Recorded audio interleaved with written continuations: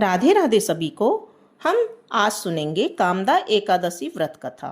यह कथा स्वयं श्री कृष्ण ने युधिष्ठिर को सुनाई थी। प्राचीन काल में भोगीपुर नाम का एक नगर था। वहां पर अनेक ऐश्वर्यों से युक्त पुंडरीक नाम का एक राजा राज्य करता था। भोगीपुर नगर में अनेक अप्सराएं, किन्नर और गंधर्व वास करते थे। उनमें से एक जगह ललिता और ललित नाम के दो स्त्री पुरुष अत्यंत वैभवशाली घर में निवास करते थे। उन दोनों में अत्यंत स्नेह था, यहाँ तक कि वे दोनों अलग अलग हो जाने पर बहुत व्याकुल हो जाते थे। एक समय पुंडरीक की सभा में अन्य गंधर्वों सहित ललित भी गान कर रहा था। गाते गाते उसको अपने प्रिय ललिता का ध्यान आ गया और उसका स्वर भंग होने के कारण गाने का स्वरूप बिगड़ गया। ललित के मन के भाव जानकर कारकुट नामक नाग ने पदभंग होने का कारण राजा से कह दिया। तब पुंडरीक ने क्रोधपूर्वक कहा, तू मेरे सामने गाता हुआ अपनी स्त्री का स्मरण कर रहा है, अतः तू कच्चा मांस और मनुष्यों को खाने वाला राक्षस बनकर अपने किए कर्म का फल भोग। पुंडरीक के श्राप के कारण ललित उसी क्षण महाकाय विशाल राक्षस बन गया। उसका मुख अत्यंत भयंकर, नेत्र सूर्य चंद्रमा की तरह प्रदीप्त तथा मुख से अग्नि निकलने लगी। उसकी नाक पर्वत की कंदरा के समान विशाल हो गई और गर्दन पर्वत के समान लगने लगी।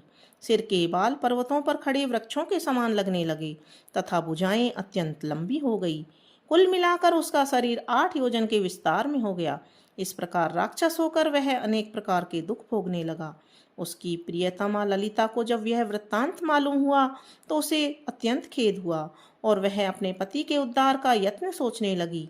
वह राक्षस अनेक प्रकार से घोर दुख सहता हुआ घने वनों में रहने लगा। उसकी स्त्री उसके पीछे पीछे जाती और विलाप करती रहती। एक बार ललिता अपनी पति के पीछे पीछे घूमती हुई विंध्याचल पर्वत पर पहुंच गई, जहां पर श्रृंगी ऋषि का आश्रम था। ललिता शीघ्र ही श्रृंगी ऋषि के आश्रम में गई और वहां जाकर विनीत भाव से प्रार्थना करने लगी। उसे देखकर श्रृंगी ऋषि बोले, हे सुभगे, तुम कौन हो और यहाँ किस लिए आई हो? तो ललिता बोली, हे मुने, मेरा नाम ललिता है। मेरा पति राजा पुंडरीक के श्राप के कारण विशालकाय राक्षस हो गया है। इसका मुझे महान दुख है। उसके उद्धार का कोई उपाय बतलाइए। श्रृंगी ऋषि बोले, हे गंधर्व कन्या, अब चैत्र शुक्ल एकादशी आने वाली है, जिसका नाम कामदा एकादशी है।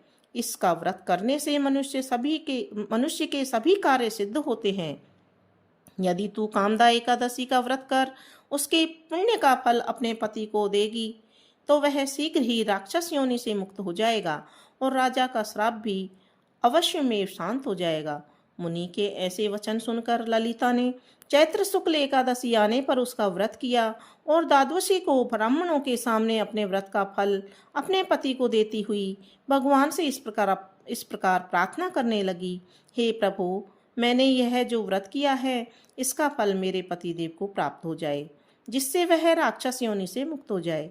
एकादशी के फल के देते ही उसका पति राक्षस योनि से मुक्त होकर अपने पुराने स्वरूप को प्राप्त हुआ और अनेक सुंदर वस्त्राभूषणों से युक्त होकर ललिता के साथ विहार करने लगा।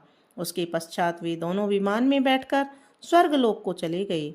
वशिष्ठ मुनि कहते हैं कि हे राजन, इस व्रत को विधि पूर्वक करने से समस्त पाप नष्ट हो जाते हैं तथा राक्षस आदि की योनि से भी छूट मिल जाती है। संसार में इसके बराबर कोई दूसरा व्रत नहीं है। इसकी कथा पढ़ने या सुनने से वाजपेयी यज्ञ का फल प्राप्त होता है।